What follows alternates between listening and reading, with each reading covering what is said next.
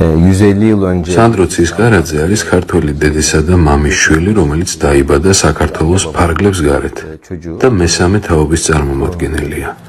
მისი წინაპრები 150 წლის წინ რუსეთ-თურქეთის ომის დროს წავიდნენ საქართველოდან. ომის შემდეგ წასულმა ქართველებმა თავიანთი სოფლები დააარსეს თურქეთში. 20 ოჯახი ერთ ადგილას დასახლდა, 15 სხვადასხვა ადგილას. ისინი თურქეთის სხვადასხვა რეგიონში გაიფანტნენ. სოფლები იყო ჩაკეტილი და დაახლოებით 60-70 წელი მათ შეინარჩუნეს ქართული ენა, კულტურა და ჩვეულებები. მაგრამ როდესაც ომის პერიოდმა გადაიარა, დაიწყო ასიმილაცია თურქ ხალხთან. Sinan da Sandro მე მაქვს ორი სახელი, სინანი და სანდრო. სინანი არის ადამიანი, ვინც ცხოვრობს თურქეთში, აქვს ოჯახი, სამსახური და მეგობრები.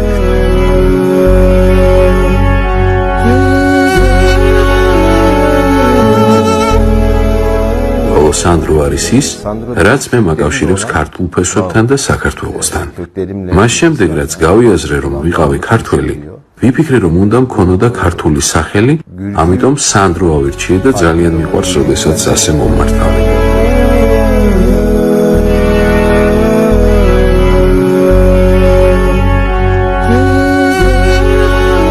პირველად თბილისში 2019 წელს ჩამოვედი. თვითმფრინავიდან რომ ჩამოვედი, არ შემიძლია სიტყვებით აღწერო ის ემოცია, რაც მაშინ დამეუფლა. ეს იყო ჩემთვის ძალიან ნაცნობი ადგილი. ისეთი გზნობა მქონდა, რომ ეს ქვეყანა მემელოდა და მოსვლა დავაგვიანე. ამის შემდეგ თბილისში ხშირად ჩამოვდივარ და ეს ჩემთვის დიდი ბედნიერებაა.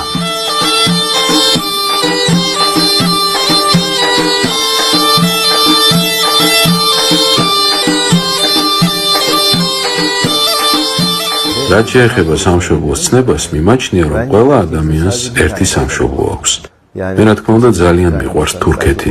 დავიბადე გერმანიაში, სადაც მამაჩემი სამუშაოდ იყო წასული. 8 წლის ასაკში თურქეთში ჩამოვედი, თურქეთში გავიზარდე. მთელი ჩემი ცხოვრება თურქეთში გავიდა და იქ მუშაობ. თუმცა ჩემს თავს საქართველოსთან მიჯაჭვულად გრძნობ. ჩემი ფესვები აქ არის და ჩემთვის დედა სამშობლო საქართველოა. ქართული ენის შესწავლა გვიან 40 წლის ასაკში დავიწყე. ეს იყო მოგზაურობა ჩემს წარსულში. პატარაობაში სკოლის არდადეგებზე ბებია ბაბუასთან ჩავდიოდი სოფელში. იქ ყველა ქართულად ლაპარაკობდა. შავი ზაღლი უსვი, ხელღელესი ჩუშვი, შენი თვალიმსემელი გავფუშე და გუჩვი. yaz tatilinde Facebook-ზე ნახე ქართული ენის შემსწავლელი კურსები და დავრეგისტრირდი. ენის შესწავლა რომ დავიწყე ამ პერიოდში, ჩემს თავში სულ ბავშვობა ტრიალებდა. ეს იყო წარსულის გახსენება. ახლა ქართულად ყველაფერი მესმის, მაგრამ საუბარი მიჭირს. ნელი ვარ და სანამ ამასაც არ გამოვასწორებ, ვერ ვიტყვი, რომ ქართული ვიცი.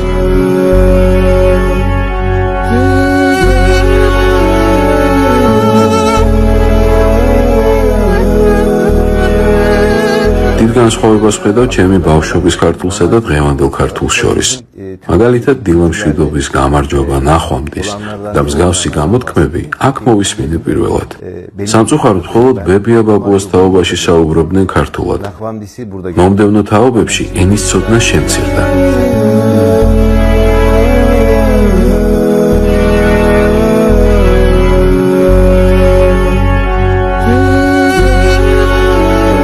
ტერმინი თურქი ქართველი ჩემთვის ცოტა გაუგებარია. ადამიანი ან ქართველია, ან თურქი. მე ჩემს თავს ასე ვახასიათებ. თურქეთში არის რამდენიმე ასოციაცია, რომელიც სხვადასხვა პროექტს ახორციელებს. მეც აქტიურად ვარ ჩართული მათ საქმიანობაში და ხშირად ვიკრიბებით ხოლმე.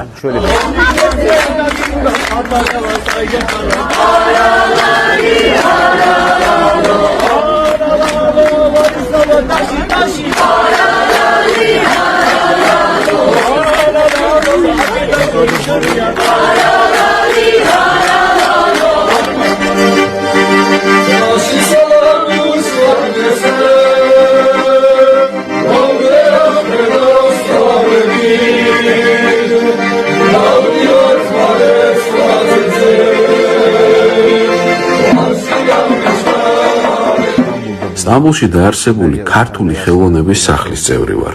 ეს ორგანიზაცია იბერია ოზგან მელაშვილმა დააარსა. მხარს ვუჭერ ამ ორგანიზაციის საქმიანობას. ეს არის ორგანიზაცია, რომელიც ჩვენთვის საქართველოს გამოხატავს. ჩვენთვის სახლივითაა.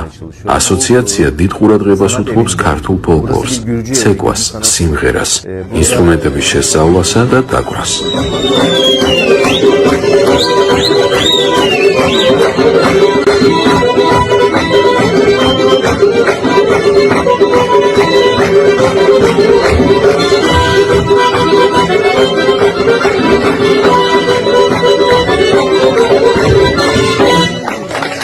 ამ ორგანიზაციამ მრავალი ქართული სიმღერა გააცოცხლა. ასევე განსაკუთრებით მინდა გამოვყო ბურსის პროვინციის ინეგოლის რაიონის ჰაირიეს სოფელში 2008 წელს დაარსებული ანსამბლ რირაშის საქმიანობა. ეს ჯგუფი დღემდე ასრულებს ძველ ეთნიკურ ქართულ სიმღერებს. მაქვს Facebook გვერდი, სადაც ვწვდებ თურქეთში მცხოვრები ქართველების მიერ შესრულებულ სიმღერებსა და ცეკვებს. პირველი ვიდეო რომ დავდე, მახსოვს, ერთ ღამეში 500,000 ნახვა ჰქონდა. დილით რომ გავიღვიძე, უამრავი წერილი დამხვდა ქართველებისგან, სითბოთის სავსე. და როდესაც ამ შეტყობინებებს ვკითხულობდი, ჟრუანტელი მივლიდა ტანში. მას შემდეგ, რაც დავინახე, რომ ხალხს მოსწონს ეს ყველაფერი, აქტიურად დავიწყე ამ ვიდეოების გამოქვეყნება. ჩემი გვერდი ერთგვარი ხიდივითაა სხვადასხვა ქვეყანაში მცხოვრებ ქართველებს შორის.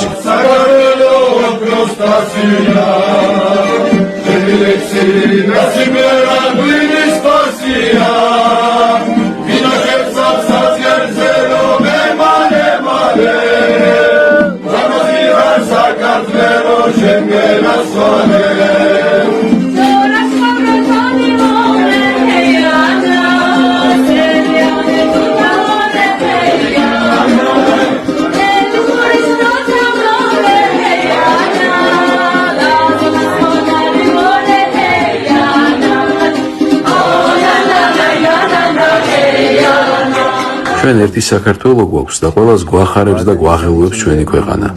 როდესაც პატრიარქი ილია მეორე გარდაიცვალა, მე დავინახე უამრავი ადამიანი, რომელიც გამოვიდა ქუჩაში. ეს იყო ჩემთვის იმის მაჩვენებელი, თუ როგორ ძალიან უყვართ ქართველებს ერთმანეთი, საკუთარი ქვეყანა და რა დიდი სიყვარულით იყვნენ გამშვალული თავიანთი სულიერი წინამძღოლის მიმართ. კადრები, რომლებსაც ვუყურებდი, ჩემთვის აღმაფრთოვანებელი იყო. ერთადერთი, რაზეც გული მტკივა, ის არის, რომ ახალგაზრდები ხშირად ტოვებენ საქართველოს და კარგი იქნებოდა ეს პროცესი როგორმე შეჩერდეს. რაც შეეხება საქართველოს ბუნებას, ვფიქრობ, რომ ჩემი საქართველო პატარა სამოთხეა. საქართველოში რომ ჩამოვედი, ილია მეორის საფლავს ვესტუმრე. მინდოდა მადლობა გადამეხადა იმ სიყვარულისა და ზრუნვისთვის, რასაც ის ქართული დიასპორისა და ზოგადად ქართველების მიმართ გამოხატავდა. ის არამხოლოდ საქართველოში, არამედ თურქეთშიც ძალიან დაფასებული ადამიანი იყო. თურქეთში არსებულმა მრავალმა ასოციაციამ და სახელმწიფო უწყებამ სამძიმრის წერილები გამოუგზავნა საქართველოს. მე მინდა ჩემი და თურქეთში მცხოვრები ყველა ქართველის სახელით კიდევ ერთხელ დიდი მადლობა გადავუხადო მას ყველაფრისთვის.